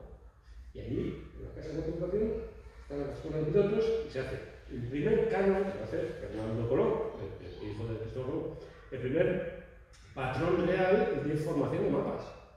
Es decir, el primer patrón para hacer mapas cartográfico es hecho por Hernando Colón, en Sevilla. Y después, pues, todos los demás, después, Mercator, Leal, Blue, como se diga, y todos estos vienen después sobre la base del patrón real que hizo Hernando Colón. Pero desde el punto de vista temporal es exactamente lo mismo. El tiempo, el calendario que tenemos ahora es ahí cuando se fraga. Exactamente igual. Entonces, claro, porque la escala ya es universal, es el día de la universalidad. La escala ya es el planeta entero, ya por fin. El resto de mapas hasta ese momento son mapas regionales. Pues no podían ser totales, porque no estaba todo. Pero ahora ya sé. Entonces, claro, la trascendencia es brutal. Entonces Magallanes sí había visto ese hueco, ese paso, lo había visto en el tesoro de Lisboa, y entonces él apostaba porque estaba ahí, y aparte tenía a Carvalho,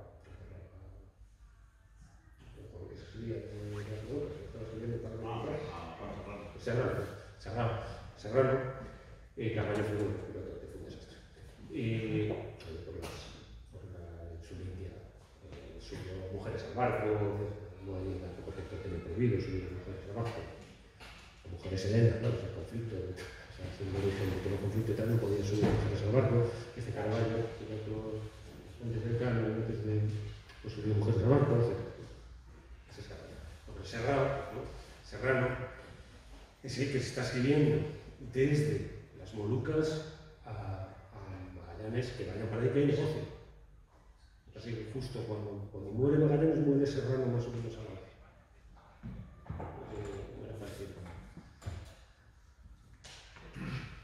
En su opinión, si la expedición hubiera quedado detenida íntegramente en Cabo Verde, se habría completado técnicamente la vuelta al mundo. Hubiera sido una tristeza, claro, la pérdida de la carga, la pérdida del éxito de la expedición y la voluntad de trascender, ¿no? Pero técnicamente se habría completado la vuelta al mundo, ¿no? Bueno, yo creo que técnicamente es poder volver a repetir. El viaje de Cano no se vuelve a repetir nunca. Es una ruta completamente imposible. Y la de Magallanes fue bastante dejada. Hasta que Urdaneta y Urdaneta, ahí viene Urdaneta, es otro capítulo. Urdaneta se consigue hacer del Pacífico un océano navegable, un océano manejable náuticamente. Porque el viaje de Magallanes no consigue hacer un océano manejable en el Pacífico. Es Urdaneta que lo consigue hacer. Pero no por razones técnicas, tal vez, sino por razones diplomáticas también. No, productos de sillas que cortaban el asunto. Entonces, se junta la diplomacia y la tecnología, y entonces consiguen hacer operativo el Atlántico Graneta, en 1565, tardíamente, consiguen hacer operativo para los españoles. Entonces, a partir de ahí ya pueden plantear como plataforma, tener Filipinas como plataforma para ir a Asia, de lo que querían hacer como las Antillas para América, pues lo mismo, pero para Asia, para China. Los proyectos de conquista de China se establecen desde Filipinas, varios proyectos de conquista de China, que intentan sacarlos adelante, después llevan por la vía diplomática, renuncian a esos intentos de conquista de China, pero hay todo un intento de conmensurar absolutamente todo. Felipe II, sí que sujeta muy cubatata. Nobis non sufficit, que era el lema del mundo no es suficiente. Un lema que después se utilizó en una película de James Bond, porque Bond, por lo visto, John Bond, un espía de Felipe II, y tal, Ian Fleming sacó por ahí el tema. Bueno, total, que claro que pues esto, o sea, la trascendencia del descubrimiento, de las rutas, se establece con Urdaneta, no antes. Se intenta poblar el estrecho para que esa ruta de Cabo Magallanes sea navegable, porque es que el estrecho, la población estaba en torno al estrecho, era una población muy primitiva, no había manera de negociar con ella, entonces aquella ruta es imposible. Tanto que se pone en duda que exista. Más adelante, en Araucana, Ercilla, dicen que hay un estrecho, en 1570 y pico, que se escribe la Araucana de Ercilla, el poeta vasco de Ercilla, 1578, creo que es el poema de Ercilla, el gran epopeya del pueblo conquistado, curiosamente, sus araucanos, o sea, el nombre del pueblo conquistado. Y no sabe, deja bajo sospecha el propio Ercilla de que exista un estrecho. Hasta ese punto llega eso. Pues hay proyectos de poblarlo, y ahí están pues, varios proyectos que existen de poblar el estrecho, pero fracasan todos. No se consigue poblar porque era muy difícil. Se fundan dos poblaciones, Rey Felipe y Niño Jesús, se fundan ahí, algo así, una población española desde Perú, una población española para poblar el estrecho. Unas poblaciones de 500 personas, cada una de estas dos poblaciones, y pasa por allí Cavendish, el pirata inglés, y dice que aquello está hecho polvo, y efectivamente no fueron capaces de sacarlo adelante. O sea que lo que son la vía abierta por Magallanes y la vía abierta por el Cano son vías muertas. Esto es lo curioso. Son vías muertas. Son vías muertas.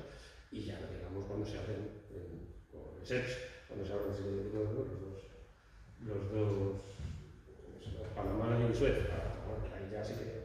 Es curioso que después de todo el esfuerzo de llegar a las Molucas, de todo el tema de conseguir la especie, llegó un momento que se llega a un acuerdo con los portugueses para cedérselas por una determinada suma de dinero, y si te viste en un acuerdo. Sí que es cierto que es un momento, primero, donde el rey, bueno, ya en aquel entonces el emperador Carlos, bueno, pues está en una situación económica complicada porque tiene muchos frentes abiertos por todo el mundo,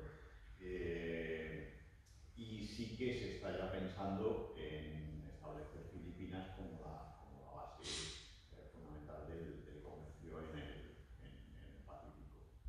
Entonces ya las Molucas, digamos que carecen o se convierten en algo menos importante. Pero es curioso que en muy pocos años se realiza un esfuerzo económico tremendo para llegar allí, para reclamar la propiedad de las Molucas, y unos pocos años después dice Carlos I, bueno, pues hasta aquí hemos llegado, dame pasto y para ti. Sí, pero fíjate, yo matizaría ese punto. Aquí tenemos controversia. Cuando se produce ese Zaragoza en 1529, es cuando se produce ese acuerdo. Claro, ahí Castilla no podía dependía de Portugal para regresar, no podía regresar por el Pacífico, la vía de la meta no estaba abierta hasta 1565, ¿no? Varias expediciones que fracasan todas hasta llegar a la meta, ¿no? Y entonces, claro, podía llegar hasta allí, pero no podía volver, estaban vendidos. Entonces, es una operación diplomática que cojón, llegar hasta allí, tirar carne, no poder regresar, depender de los portugueses y coger y vender los alimentos con los portugueses para quitar las medias. O sea, realmente una operación diplomática brutal. Le vendes unas islas que ya están en ellas cuando tú no puedes ni establecerte allí. O sea, y después también lo que en 1609, muy tardíamente, cuando por fin se renuncia a China, a Legazpi se le da la opción, se le da la disyuntiva de la siguiente disyuntiva. Los pilotos, etcétera, todos le están diciendo que o bien se instalan en Cebú o bien se instalan en Manila. Son los dos únicos sitios de instalarse Filipinas, porque el resto es todo precario, no hay manera de instalarse. En Cebú estaría bien instalarse en Cebú si la vista está puesta en Molucas. Pero si la vista está puesta en China, hay que instalarse en Manila. Se instalan en Manila, donde se instala. Luego, la vista estaba puesta en China, porque ahí es donde se instala. Y Manila está negociando con los chinos, con los ingleses llamados, que van y venían desde... Entonces, es el comercio chino, es bien comercio poderoso, el comercio chino. Gracias al comercio chino, se puede negociar en Manila, se puede establecer en Manila, porque si no, no habría manera. Porque los ingleses arguyen, no sé qué, el trato y tal. Entonces, se establecen ahí gracias al comercio chino. Conquista Manila, en 1571 se funda Manila, sobre una ciudad ya fundada por los moros y tal, bueno, ahí se toparon todos con los musulmanes, por cierto, bueno. Y entonces se funda Manila con las vistas a China. Pero China fracasa, bueno, fracasa. Hay varios intentos, varios, sobre todo Sabine, uno de los gobernadores de Filipinas, intenta hacer una cosa seria, vienen unas tropas que iban a conquistar China, para conquistar China, sabía lo que era, no estaban ahí no sabían muy bien de qué estaban hablando cuando estaban hablando de China. Tenían explorada Barcelona, exploraciones también diplomáticas que habían unido a las incursiones que habían tenido en China, con frailes y tal. En el caso de China, tal, los frailes fueron por los agustinos, el planeta era agustino. Y entonces, la mayor parte de los ejércitos estaban encarcelados, tenían que estar. Pero más o menos se fueron haciendo una idea de que era una vasta tierra llena de ciudades, estaban muchas policías, hacían policía, el nombre era que actualmente decimos civilización, no la policía, sino policía, mucha policía, que había muchas ciudades, muchas ciudades, pero que era más despótico que el turco, dicen, al cierre, y además de ser más despótico que el turco, cerrado completamente, no dejaba ni comunicaciones, ese principio de Vitoria y tal, no dejaba, no sabía justificación para meterse. Aguntaba a Alonso Sánchez, el jesuita, decía que había que conquistar China, y esto se trató de presentar a Felipe II. Otros jesuitas estaban en contra. Para empezar, el general jesuita Colvino. Y aquí le puso a Alonso Sánchez, le puso un vigilante que es Acosta. Bueno, total, hay unas pugnas, hay internas en el propio jesuita, las luchas entre ellos y tal y cual. Al final, Felipe II dice: mira, esto no lo declaro. Dice: lo de China lo vamos a dejar. Hay puestos unos semillas ahí, que son Ricci, Pantoja y tal, y vamos a dejar que esas semillas germinen, vamos a utilizar esta metáfora para Felipe II, y si germinan bien, pero no vamos a arruinar lo que hay por una empresa que tiene ya hasta 1588 renuncia, precisamente la empresa de Inglaterra también.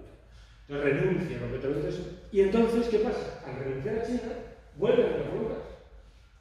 Claro, si China ganaba, pues era la disyuntiva. Pues entonces la vía de las Molucas sí. Y entonces en 1607, por fin, España conquistó las Molucas. Tanto es así que el marqués de Lemos, que es el presidente de la Junta de Indias en ese momento, el marqués de Lemos, al que dedica Cervantes sus obras, la mayor parte de ellas, las obras ejemplares, el Persiles y el Quijote, la segunda parte del Quijote se dedica al conde Lemos, al conde Lemos. yo voy tirando títulos de como comienzo. Al conde Lemos.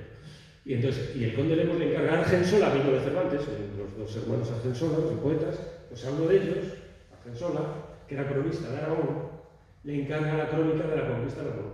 Pues Argensola publica, en 1607, la conquista de Argensola, en la que se describe, pues, el viaje de Magallanes, claro, porque describe todo desde el principio. Y además bebe con fuentes holandesas, que es interesante. Argensola es el único que tiene fuentes holandesas detrás, lo cual hace el libro de Argensola bastante, no muy consultado por los escritos sobre el tema, no demasiado, no es una obra que se maneje mucho, y sí es muy interesante porque maneja fuentes holandesas, lo cual es interesante porque, claro, quien aparece por allí finalmente son los ingleses y los holandeses. Los ingleses atraviesan el estrecho de Magallanes, pero no hacen nada tampoco, no se podía hacer. Tendrían que atravesar el estrecho de Lobo por allí, pero no podía hacer nada. Y quienes sí hacen son los holandeses sobre el eslabón débil de España en ese momento. España se anexiona en 1580, se anexiona a Portugal, que es el eslabón débil. Entonces, sobre los pasos de Portugal, Holanda va tomando posiciones y la isla Mauricio, los nombran así, Mauricio de Salta, en español, los holandeses, para que decirlos a los españoles, mirad, estamos aquí, no solo ponen en holandés, el nombre de la isla, lo ponen en español, para que vean que ya están ahí. Y bueno, ahí tienes el resultado de un modo de conquista y otro, frente a frente. Filipinas, la única nación católica de Asia, con los 6 millones de hablantes en español, y era en la Constitución del año 73 estaba el idioma oficial español, que se lo quitaron, pero estaba. Y Holanda, Indonesia, el país con más musulmanes del mundo, que es el país más habitado del mundo, las 150 millones, y que son cristianos. Y entonces, bueno, tienes ahí un poco el contraste, Indonesia por los holandés, pero muy poco. Y entonces tienes el contraste, como es el español, de implantación, de arraigo, esta expresión lo utilizan, arraigar en China, arraigar en Filipinas, arraigar frente al modo tipo portugués, tipo holandés, pues tipo fenicio, que hacer factorías y exportar los recursos, pero no más. Y esto los chinos, es curioso, los chinos lo dejan. Claro, a los chinos no pasa nada como nosotros con los chinos, ¿no? Que los iguales, los coreanos, los japoneses, chinos, todo te va un poco parecido. Pues a ellos, que el portugués y el español y un chino, pues empezaron a distinguir, precisamente por ese modo de entre portugués y españoles distinguen los castillas, castillas de León, estos quieren quedarse, decían los chinos, mientras que los portugueses no. Esa diferencia la empiezan a detectar los propios chinos.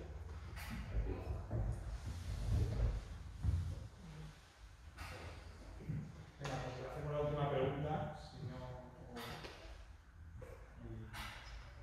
No, también es una anécdota. Entonces, cuando llegaron la corona española a México, los tlaxcaltecas ven a Cortés como su salvación y que ay, ya nos vamos a quitar a los aztecas encima, o sea. Y también cuando llegaron a Venezuela, mi país, Manaure y después Francisco Fajardo, que son los arahuacos, los que estaban en el norte, se alían con la corona española para repeler el avance de los calibres, que eran caníbales y de paso sabían de veneno. Y la cultura venezolana nace gracias a esta alianza. Y por el otro lado también Colombia, la Federación de la Sal, ven en la llegada de la corona española como que bueno, ahora sí vamos a descubrir el Tehuantepec, que eran los rivales, el Imperio Inca. Entonces también, no sé si fue un poco de suerte de que ya, o ventajismo, de que había gente esperando esa tecnología, porque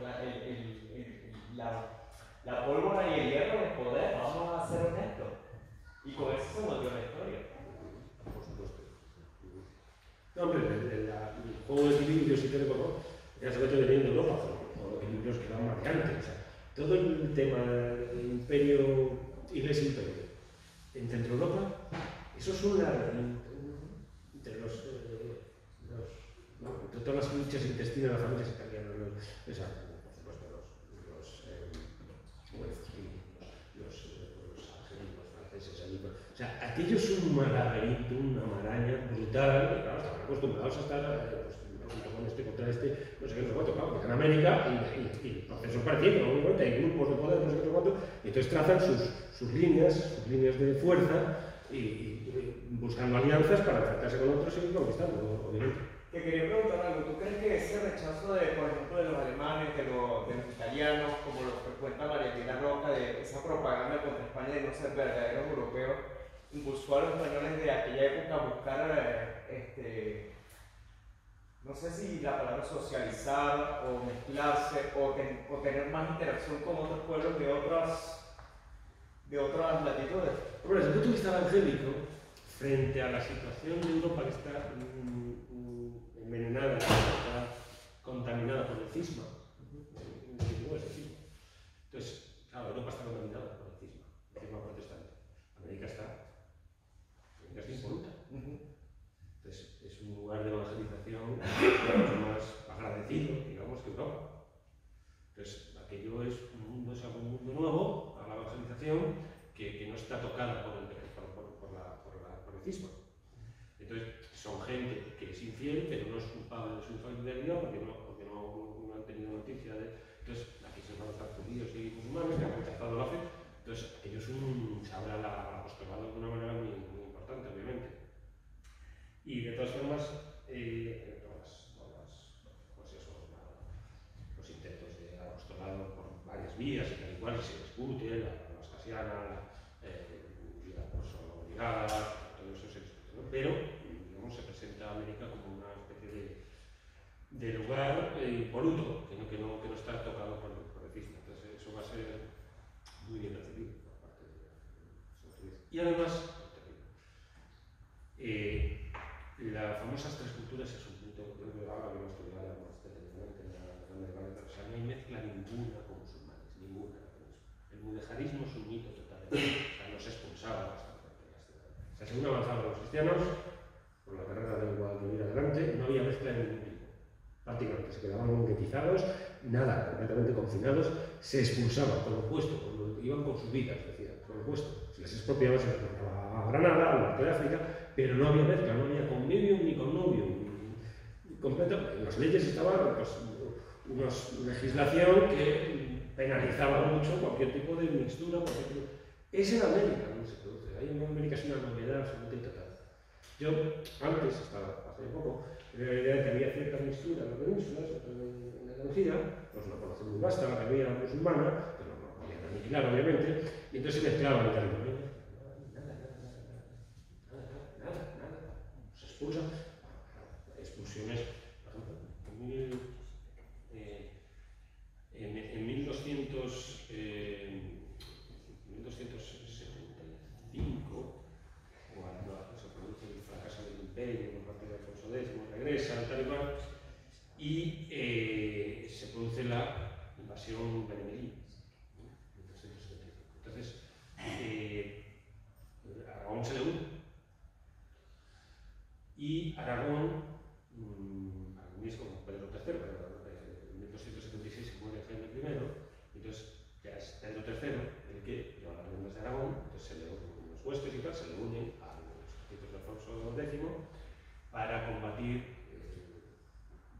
Sancho, el infante Sancho, que lleva la iniciativa en todo este proceso, para combatir a los benemerines y expulsarlos.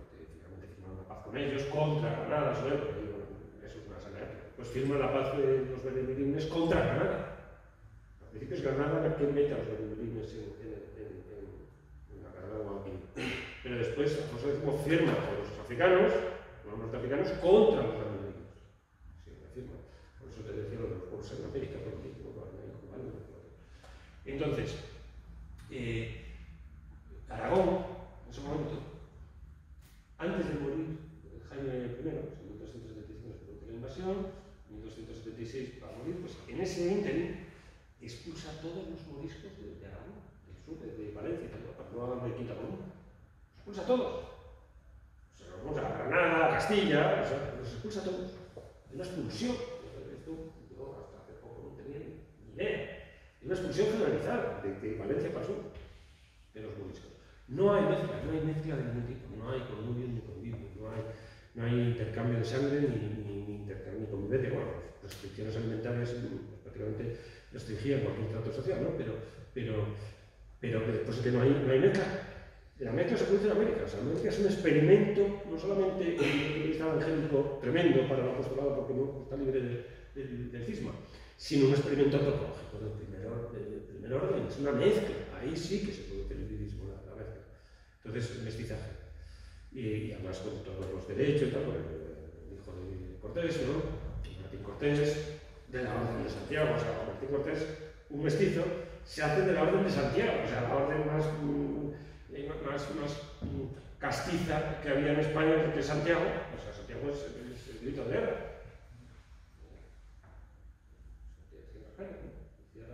Es serare, por lo visto de latín, que es unas filas, serare.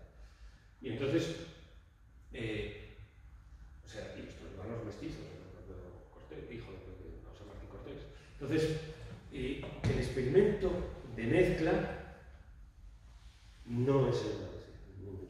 En Canarias hay una tal, pero es América. Eso es la novedad total, absoluta, antropológica, digamos, que no tiene, que es un continente al que van a converger. O sea, América es una situación, es una cosa muy curiosa. Es un continente en que van a converger, pues, bueno, la raza cósmica que decía otro, ¿no? Es decir, se mezclan ahí entre todas las razas. Pues aparece la raza negra, pero es verdad que Vasconcelos sobre la raza negra no gusta mucho, y la raza cósmica no va a mezclar, pero bueno, cosas. Pero ahí se mezcla todo. Y después, América hay un hecho lingüístico fundamental en América, que es que son tres lenguas.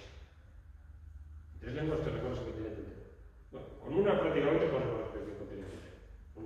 En Europa hay 200 lenguas. Hablar de la Unión Europea y tal es una fantasía, es un total. Sin embargo, para América no es una fantasía. No es tan fantasía, pues es la lengua. La lengua es fundamental. La lengua, ahí es donde se forja la nación, a través de la lengua. A través de la.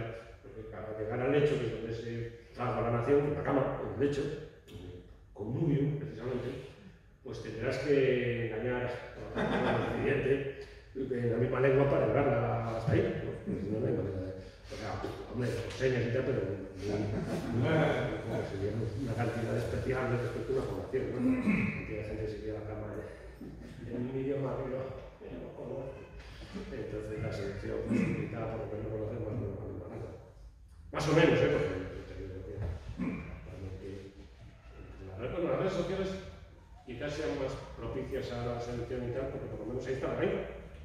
Porque desde luego en los 70-80, los lugares de seducción y tal, que eran las discotecas, una música todo tren, medio borracho en Perú y tal, y ahí se gestaron que no los que ahora se separan.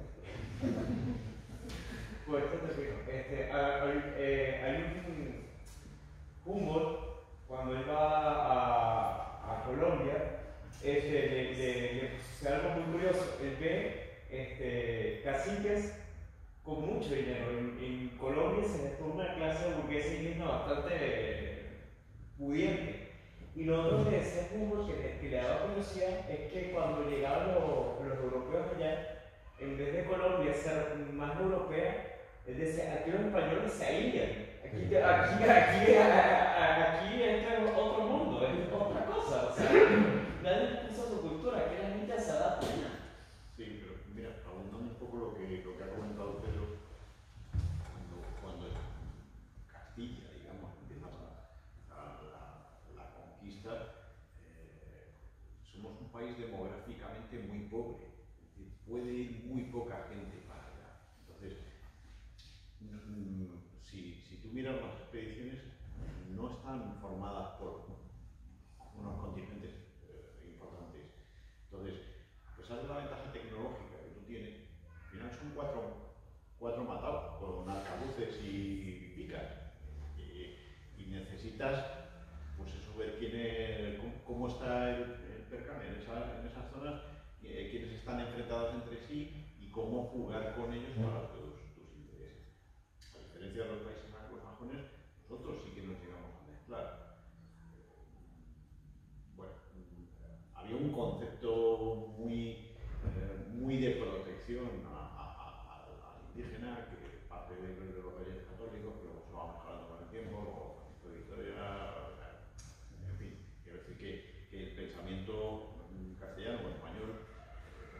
bastante más avanzado que el anglosajón, que lo que pasa al negocio.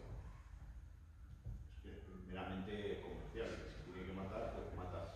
En español no quiere decir que no mate, pero el objetivo es otro, es más... necesita establecer poblaciones permanentes, porque es que si no, al poco tiempo, date cuenta que un señor con armadura, que no puede reparar su armadura ni nada de eso,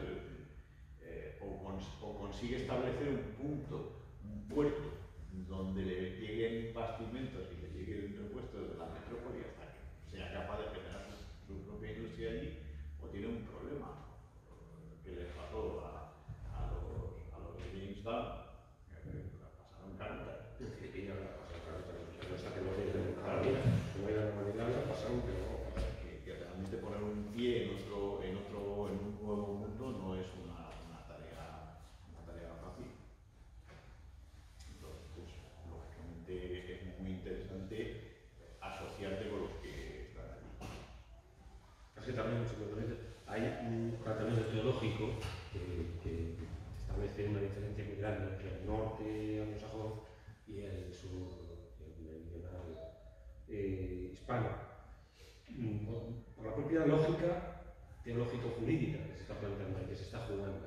O sea, ya no solo por las cuestiones de intendencia y las circunstanciales al lugar y al emplazamiento y cómo tomarlo, que también, por supuesto, todas las cuestiones tácticas y logísticas y tal, todo eso está influyendo constantemente. La pipa toma la decisión de un frente a otro, si no llegan a Manila, no sé dónde podrían establecerse. Por la propia independencia de la logística del asunto, al margen de todos los planteamientos abstractos que se tienen. Pero hay un planteamiento también abstracto que está influyendo constantemente. El abstracto me refiero teológico-jurídico, acerca de los títulos de propiedad, de la justificación, que pintan ahí los españoles, qué justificación tienen. Esto se plantea desde el principio. Como vimos que la recuperación, aquello no era la recuperación, la restauración del señorío de Rodrigo, que ya no daba de sí la cosa, pues había que dar unos títulos. Entonces, lo primero que hace es la llegar por Colón aquí, de vuelta, ¿no? En marzo del año de 1493 se producen las bulas alexandrinas. La justificación, los títulos de propiedad, de por qué los españoles son propietarios de aquello. Hay que justificarlo. Y el Papa dice, bueno, soy propietario, el Papa divide el mundo en dos, las bulas alexandrinas, esto pasa por Portugal, el Papa es el representante de la creación, esto para Portugal, y esto no sé cuándo contesta el rey francés, ¿no? Y dice que donde está el testamento de Adán para repartir ese mundo, ¿no? Pero tiene una función, hay un compromiso por parte de los reyes sobre ese título de propiedad, que es la evangelización. Hay que convertir aquí, hay que ganar, digamos, que pastorear aquello para ganar cristianos, porque están dejados de la mano de Dios, y entonces hacemos esto, Papa Borgia y tal, y Papa parte, pero ahí Papa tiene su propia dinámica papal. Y entonces, pues legitima de esa manera la presencia allí, pero es que estos años después no vale, porque se le niega la propiedad, el título de propiedad al Papa. El Papa no es el dueño del mundo. No es el Papa, no es el emperador. Esto es Vittorio. ¿Y por qué Vittorio lo niega? Porque ya bebe otras fuentes distintas de las que bebía Palacios Rubios y demás, que son los primeros que están justificando la conquista, detrás del papado, detrás de todo esto. Que beben unas fuentes diferentes. Las fuentes de las que bebe Palacios Rubios y demás es el agustinismo político, llamado agustinismo político, por estas cosas. El agustinismo político, es decir, el agustinismo político entiende que la razón solo opera iluminada por la fe. Y la razón política es exactamente lo mismo. Entonces, la organización de los estados, la administración de la casa, todo esto es una cosa que organiza racionalmente, claro, la administración, la economía, la política, todo eso implica la razón. Pero la razón no opera bien si no está iluminada por la fe. Esto es Agustín, ¿Eso qué quiere decir? Que no está iluminada por la fe, es decir, el no cristiano no opera racionalmente. Entonces, la propiedad se define racionalmente. Entonces, no son dueños de los indígenas no son cristianos, luego no son racionales, luego no son legítimos de la sociedad. Esto lo llevan en el norte. Y lo que llevaban los españoles al principio. Pero esto cambia. Entonces, llega el aristotelismo y llega a través del tomismo político. El tomismo político. Que entiende que razón y fe son independientes. Que la razón tiene sus propias leyes, sus propias normas, y no se puede mezclar con la fe. Y la fe las suyas. Después llegan puntos de resultado convergentes. Son los preámbulos fide que llamaba Santo Tomás y tal, pero la razón tiene sus propios mecanismos de legitimidad. Pues aquellos seres, administran la casa, administran tal, se comportan más o menos, hombre, uno se comen unos a los otros, pues ahí ya no están respetando los derechos de gente, y tal igual, que pues ahí hay que tutelarlos, hay que redirigirlos a que cumplan con las normas racionales, con las normas del derecho y tal igual, que los castellanos llevan el suyo, claro, que es cerebro, obviamente, que es otro. Entonces, tienen que cumplir una serie de derechos naturales, llaman, los derechos humanos, empezar a llamar, pues, aquí. Entonces, tienen que cumplir con ellos, hay que obligarles a que cumplan el derecho natural. En el caso de que no lo hagan. Pero eso no hace a los españoles propietarios de aquello. Si acaso tutelarles, pero no expropiarles. Entonces, no tiene justificación la presencia soberana de los españoles allí. Y si la tiene, ¿por qué es? Porque la han mordido en algún modo. ¿Por qué la han perdido? Pues porque abusan unos de otros. Por ejemplo, el canibalismo. Porque tal, que se acuden de tal, que los españoles tienen interferencia, porque no respetan el derecho. Los españoles tienen derecho, como todo el mundo, a comunicar su fe. No obligar a que se profese, pero a comunicarla así. Si se lo impide, pues también tienen derecho a defenderse. Que es lo que se supone llevar allí los títulos, 7 títulos que son el ius comunicaciones, el ius peregrinaciones, poder ir por todas partes, sin que te hostilicen. La tierra es de todo el mundo, se supone. La tierra no es de nadie, la tierra es de Dios. Estadista, ¿vale? Entonces, no, la tierra no es de nadie, entonces, pues cada uno tiene sus títulos de soberanía, ganada, tal, que entonces ahí pues hay que respetar esas leyes, todo.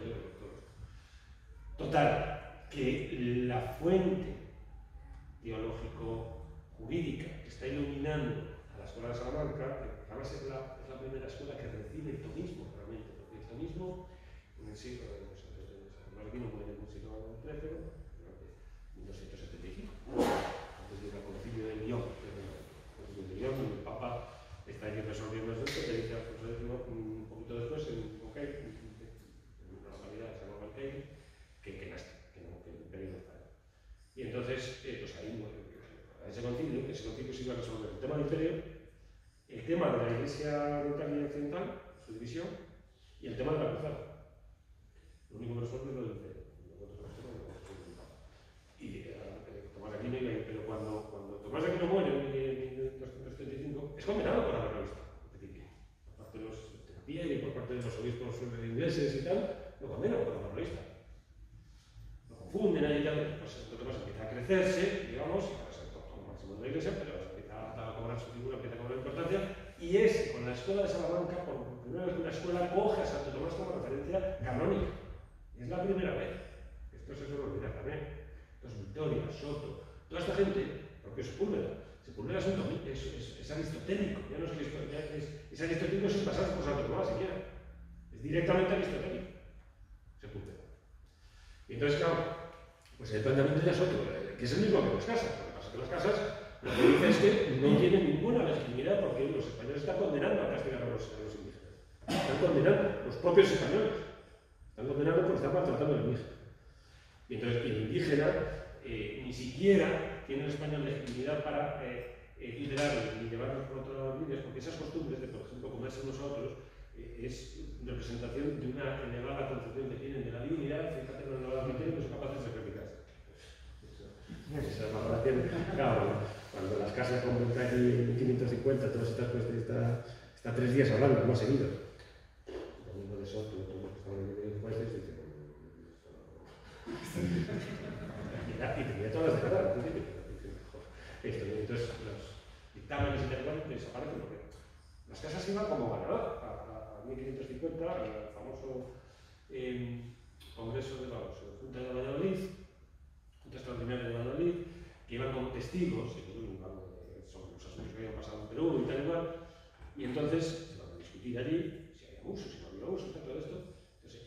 testigos, uno que era de Visu, que era las casas, que la ventaja de vivir allí, y se pudo dar la parada de vidas. Y entonces, las casas tenían todas las cercanas. Era dominico, se pudo dar era dominico como los jueces, Soto, Nacho Cano, los jueces eran dos dominicos, o favorables a los oídos de la casa. O sea, allí 3 días hablando, se puede hacer un notable. Las casas, de verdad, estuvo 3 días de chapa.